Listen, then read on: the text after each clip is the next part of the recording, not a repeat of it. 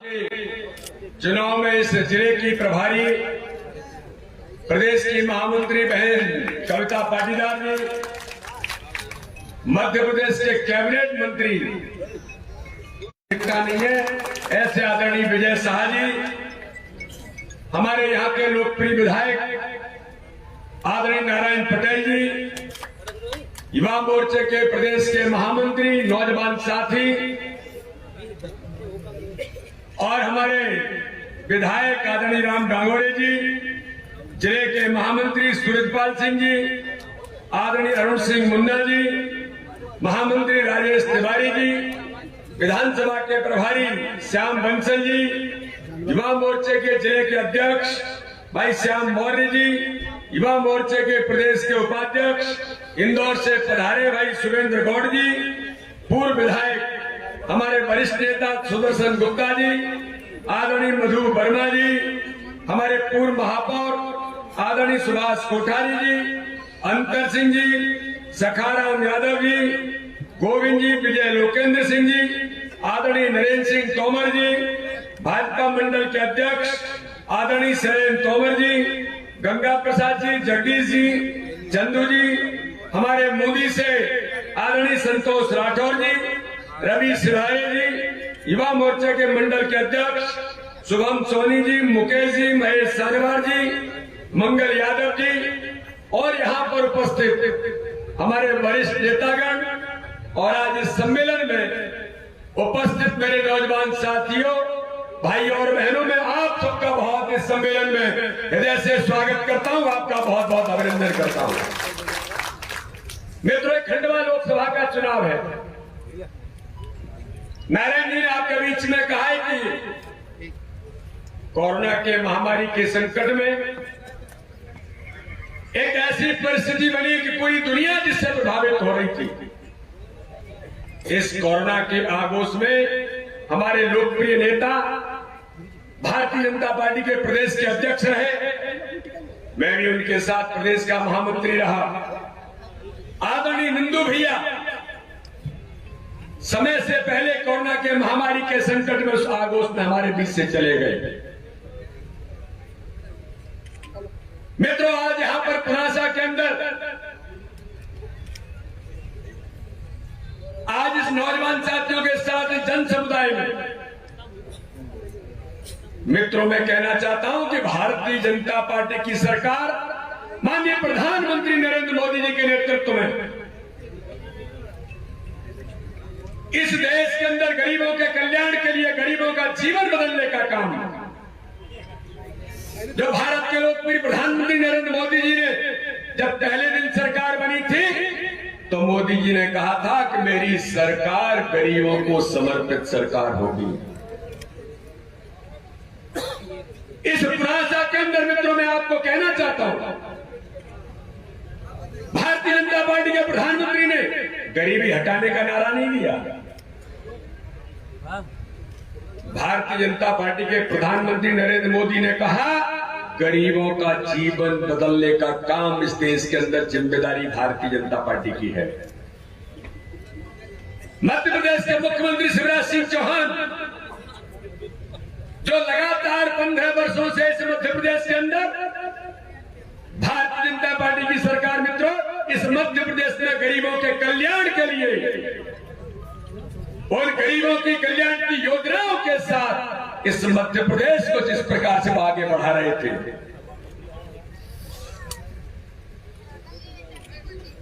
लेकिन पुनासा के सम्मेलन में नौजवान साथियों के बीच में मित्रों आप सब लोगों से मैं पूछना चाहता हूं कि आजादी के 55-60 वर्षों तक कांग्रेस ने इस देश के अंदर राज किया।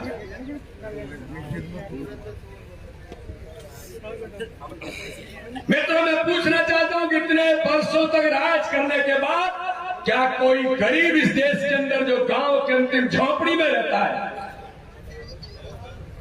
इस पुनासा के अंदर झोपड़ी में रहने वाला व्यक्ति गरीब आदमी, क्या उसको अधिकार नहीं है कि वो भी अपना सपना देखता है कि मैं भी अपने मकान के अंदर जिसके सर पर मेरे की छत हो, मेरा भी अपना स्वयं का मकान हो, मैं आज पुनासा के मित्रों पूछना चाहता हूं, क्या गरीब को अपने मकान में रहने का अधिकार है कि नहीं है?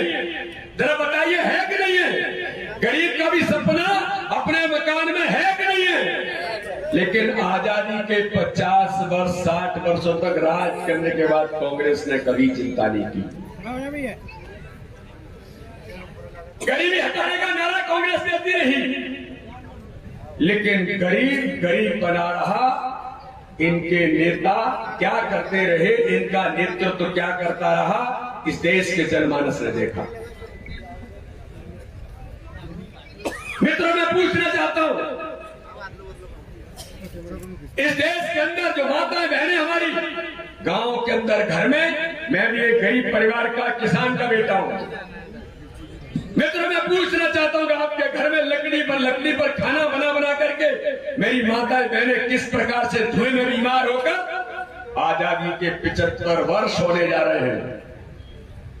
लेकिन आजादी के इतने इतिहास के अंदर कांग्रेस ने इतने वर्षों तक राज किया, कभी कांग्रेस ने उन माताओं बहनों की चिंता क्यों नहीं की? ये जो गरीब माँ बहन जो लकड़ी पर खाना बनाती है, धुएं से बीमार होती है, इनकी कौन चिंता करेगा?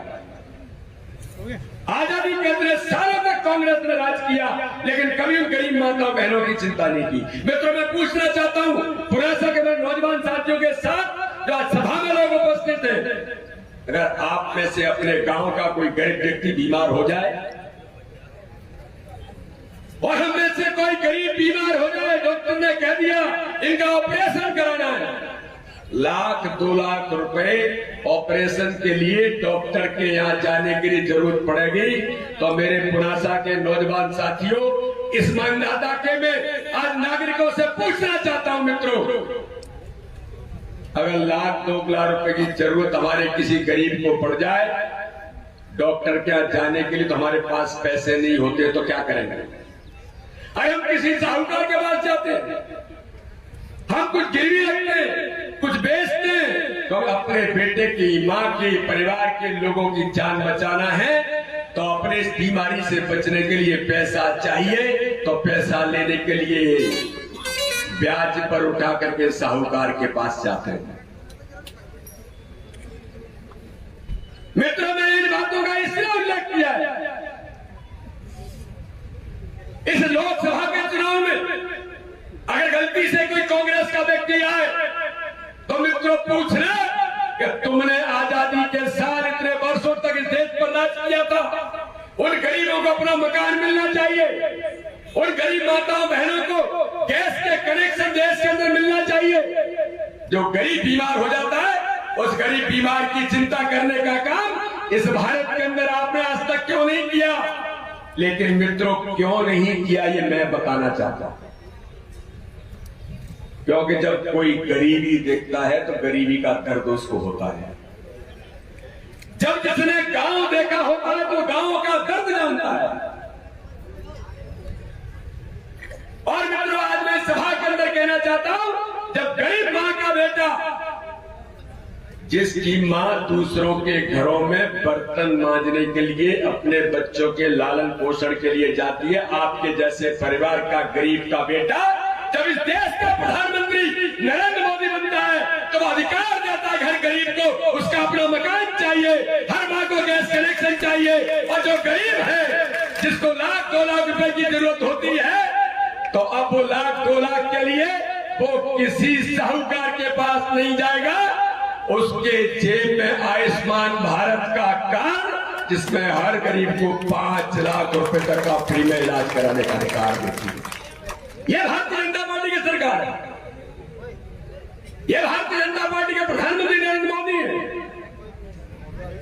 अरे मित्रों, मैं पूछना चाहता हूं और नौजवानों से मैं पूछना चाहता हूं, आपका बेटा और बेटी कोई पढ़ने में होशियार है, मेहनत कर सकता है, दिन रात मेहनत करेगा, नंबर अच्छे पाएगा, उसका सिलेक्शन हो जाता है डॉक्टर बनने के लिए, उसका सिलेक्शन हो जाता है इंजीनियर बनने के लिए, किसी का सिलेक्शन हो जाता है विदेश में पढ़ने के लिए। तो मित्रों, मैं नौजवान साथियों से आपसे पूछना चाहता हूं, क्या 7 लाख रुपए 8 लाख रुपए अगर विदेश के अंदर जा रहा है तो 20-25 लाख रुपए की फीस सकता है क्या? जरा त्यागत से बताइए, दे सकता है क्या? भैया मैं भी नहीं पढ़ सकता था, अगर उस समय मेरी फीस रखती तो मेरे पिताजी भी किसान थे। लेकिन आजादी के बाद मित्रों मैं कहना चाहता हूं, फिर इस देश के अंदर किसी ने चिंता नहीं की, किसी ने उस गरीब मां का बेटा जो डॉक्टर इंजीनियर बनने की क्षमता रखता है, मेहनत करने की क्षमता रखता है, लेकिन वो गरीब पैसा नहीं है तो कहां से पढ़ाई करेगा। लेकिन मित्रों मुझे गर्व होता है मेरे भारतीय जनता पार्टी के नेतृत्व पर, मध्य प्रदेश के मुख्यमंत्री शिवराज सिंह चौहान पर, कि शिवराज सिंह जी ने कहा आपका बेटा अगर पढ़ लिख करके योग्यता के आधार पर आगे बढ़ सकता है तो चाहे 7 लाख लगे 20 लाख लगे, उसकी फीस गरीब नहीं देगा। भारतीय जनता पार्टी की सरकार मुख्यमंत्री शिवराज सिंह चौहान के नेतृत्व में उसकी फीस देने का काम करेंगे। कोई गरीब वंचित नहीं रहना चाहिए। माननीय प्रधानमंत्री ने नारा दिया, सबका साथ, सबका विकास, सबका विश्वास। आज इस देश के अंदर मित्रों मैं कहना चाहता हूं कि आज भारतीय जनता पार्टी की सरकार में ऐसा कोई गांव नहीं बचा होगा जहां पर प्रधानमंत्री और माननीय मुख्यमंत्री की गरीब कल्याण की योजनाओं में लोग जिस योजना से लाभान्वित नहीं हुए। ये जो क्षेत्र है मैं जिसको देखता हूं, कांग्रेस की सरकार थी इस मध्य प्रदेश के अंदर, दिग्विजय सिंह मुख्यमंत्री थे, सड़क बिजली पानी के तो ये हाल थे कि लोग कहते थे कि सड़क कहां है, बिजली तो छोड़ दो, पानी न सिंचाई के लिए था न पीने के लिए था। लेकिन मित्रों मैं एक नौजवान साथी को कहना चाहता हूं, जिन बातों का मैं उल्लेख कर रहा हूं, आज इस संवाददाता विधानसभा के अंदर और पुनौसा के क्षेत्र में जो नौजवान साथी बूथों पर, मंडलों के अंदर, गांव-गांव में लोगों से मिलने जाएंगे, उनसे आपको पूछने की जरूरत है कि जब कांग्रेस की सरकार थी तब इस मध्य प्रदेश के अंदर सड़क कहां थी। लेकिन मित्रों मुझे गर्व होता है आज हम जब चलते हैं, चाहे पानी गिर रहा हो, बरसात हो रही हो, चाहे कुछ भी हो, तूफान आ जाए, लेकिन गांव तक पहुंचने में परेशानी नहीं होती, क्योंकि भारतीय जनता पार्टी के प्रधानमंत्री अटल बिहारी वाजपेयी ने तय कर दिया कि भारत का एक एक गांव सड़कों से जुड़ेगा। प्रधानमंत्री ग्राम सड़क योजना में आज भारत का कोई गांव नहीं बचा है जो सड़कों से नहीं जुड़ा है। यह भारतीय जनता पार्टी की देन है। कांग्रेस की सरकार से पहले यह केवल 7 लाख हेक्टेयर में सिंचाई होती थी, लेकिन आज मित्रों मैं कहना चाहता हूं, आज से मध्य प्रदेश के अंदर 40 लाख हेक्टेयर से ऊपर की सिंचाई, किसान को बिजली मिल रही है, किसान को पानी मिल रहा है। तो माननीय प्रधानमंत्री नरेंद्र मोदी ने तय कर दिया है। मैं आज इस बात का उल्लेख आपके बीच करना चाहता हूं। इस पुनः से नौजवान साथियों को मैं कहना चाहता हूं कि जैसे अटल जी ने गांव-गांव को सड़कों से जोड़ा, तो मित्रों भारत के प्रधानमंत्री नरेंद्र मोदी ने कह दिया है कि 2023 आने से पहले इस भारत का कोई भी गांव ऐसा नहीं बचेगा। उन्होंने नारा दिया है, हर घर में नल और हर घर में जल, टोटी से पानी एक एक गांव के अंदर, हर घर के अंदर भारत के प्रधानमंत्री नरेंद्र मोदी ने संकल्प लिया है। लेकिन मित्रों आज भारतीय जनता पार्टी का नेतृत्व माननीय प्रधानमंत्री जी और मध्य प्रदेश के अंदर माननीय मुख्यमंत्री शिवराज सिंह चौहान के नेतृत्व में गरीब कल्याण की योजनाओं के साथ गरीबों का जीवन बदलने का काम कर रहे हैं। ये झूठ बोलने वाले लोग आएंगे, छल करेंगे, कपट करेंगे। अभी मैंने सुना कमलनाथ जी आए थे और यहां वो अपने प्रत्याशी का नाम ही भूल गए। वो प्रत्याशी को कमलनाथ जी नहीं जानते। कमलनाथ जी आजकल मुंगेरी लाल हो गए, मुंगेरी लाल। जब देखो तब उनको सपना आ जाता है मैं मध्य प्रदेश का मुख्यमंत्री बन रहा हूं, मध्य प्रदेश का मुख्यमंत्री बन रहा हूं। मुझे तो लगता है कि सपने में भी कभी सोते सोते उठ जाते होंगे कि मैं अब शपथ ले रहा हूं। कमलनाथ जी हम तो आपको बधाई देते कि सपनों में आप रोज मुख्यमंत्री बनो, लेकिन 15 महीने के शासनकाल के अंदर जिस कमलनाथ के नेतृत्व में दिग्विजय सिंह मिस्टर बंटाढार के इशारे पर इस मध्य प्रदेश की जो बर्बादी हुई और इस मध्य प्रदेश की बर्बादी को देखकर इस मध्य प्रदेश को बचाने के लिए मित्रों आज मैं गर्व से कहना चाहता हूं, भाई नारायण पटेल जैसे लोगों ने तय किया कि दुरावस्थावादी सरकार नहीं चलेगी और मध्य प्रदेश को बचाने के लिए शिवराज सिंह चौहान के नेतृत्व में सरकार बनी। आज वो सरकार माननीय शिवराज सिंह चौहान, माननीय विजय शाह से लेकर के नारायण पटेल, राम डांगोरे से लेकर के ऐसा नेतृत्व आज आपके साथ खड़ा है जो गरीबों के साथ कंधे से कंधा मिला करके चल रहा है। कमलनाथ जी कहते हैं, कल वो एक सभा में कह रहे थे कि नकली लोकायुक्त मध्य प्रदेश के अंदर हम तो असली लोकायुक्त बनाएंगे। अरे कमलनाथ जी क्यों घबरा गए हो? पेंडोरा पेपर्स के अंदर अगस्ता वेस्टर्न हेलीकॉप्टर घोटाला, जो करोड़ों रुपए का भारत की सुरक्षा से जो आपने खिलवाड़ किया, आप और आपके बेटे ने जो घोटाला दलाली खाई, उसको लेकर के मध्य प्रदेश पूछ रहा है आप क्यों घबराते हैं कि मेरा बेटा और मैं कहीं लोकायुक्त तो हमको जेल नहीं भेज दे। कमलनाथ जी चिंता मत करो, आपके जैसे लोग जिन्होंने दलाली खाई है, देश की सुरक्षा पर हमला किया है, देश की सुरक्षा से खिलवाड़ किया है, आपके जैसा कोई व्यक्ति नहीं बचेगा, चाहे आप लोकायुक्त को असली कहो या नकली कहो।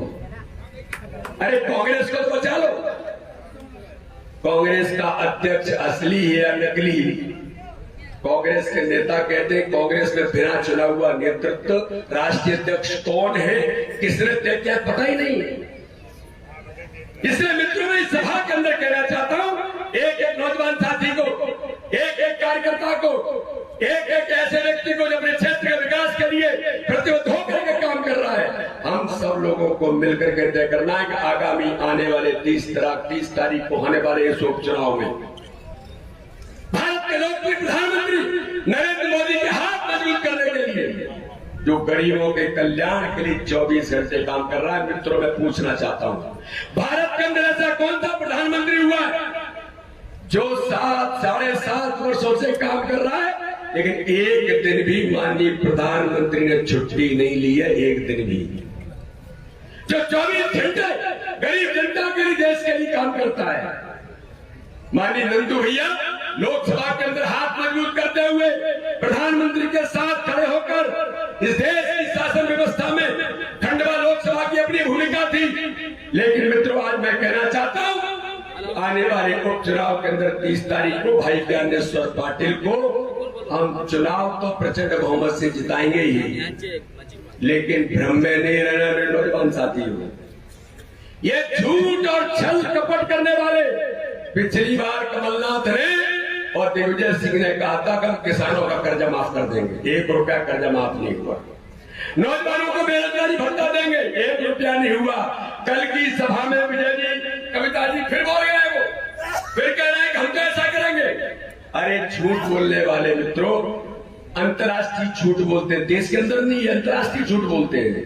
तो अगस्ता वेस्टलैंड का जो घोटाला हुआ है जिसमें कमलनाथ जी के बेटे शामिल हैं, वो विदेश में रहते हैं, NRI है, यानी अंतर्राष्ट्रीय झूठ बोलते हैं, केवल भारत के अंदर नहीं, ये दुनिया को भी झूठ बोलते हैं। तो ऐसे झूठ बोलने वाले लोग आएंगे, भ्रम फैलाएंगे, प्रलोभन देंगे। मित्रों ये भारतीय जनता पार्टी का नेतृत्व है, न भ्रम फैलाता है न प्रलोभन देता है, ये तो गरीब कल्याण के काम में 24 घंटे काम करके गरीब जनता के लिए खड़ा होता है। और इसलिए 30 तारीख को मेरे नौजवान साथियों, आज मैं आप लोगों से अपील करने के लिए आया हूं कि तैयार हो जाओ।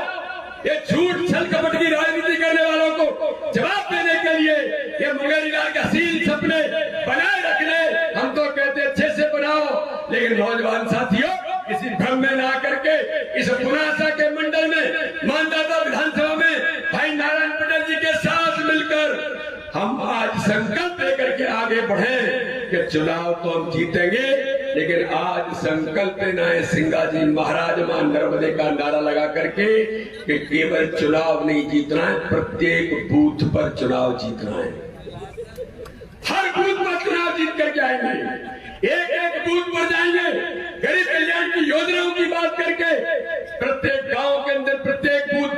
अपने बूथ को मजबूत करके मेरे नौजवान साथी 1 बूथ और 10 यूथ के नारे को जमीन पर उतार करके हम हर बूथ को जीतने का संकल्प लेकर के आगे बढ़ेंगे। बोलिए इस बात के लिए सब लोग तैयार हैं? हम प्रत्येक बूथ पर चुनाव जीत करके आएंगे। तो खड़े हो जाइए, जरा खड़े हो जाइए, पीछे से भी सारे लोग खड़े हो जाइए। और मित्रों, एक बात का मैं अनुरोध करना चाहता हूँ, झूठ बोलने वाले लोग आएंगे तो मुट्ठी बांध करके जवाब देना है। ताकत से मुट्ठी बांधिए, बहुत ताकत से मुट्ठी बांधिए। भारत माता के जयकारे के नारे के साथ और नर्मदा जी का संकल्प लेकर हम प्रत्येक बूथ पर भाई ज्ञानेश्वर पाटिल को ऐतिहासिक मतों से जिताएंगे। बोलिए भारत माता की, भारत माता की, नर्मदे हर। बोलिए सिंगाजी महाराज की, सेवालाल महाराज की। बहुत बहुत धन्यवाद।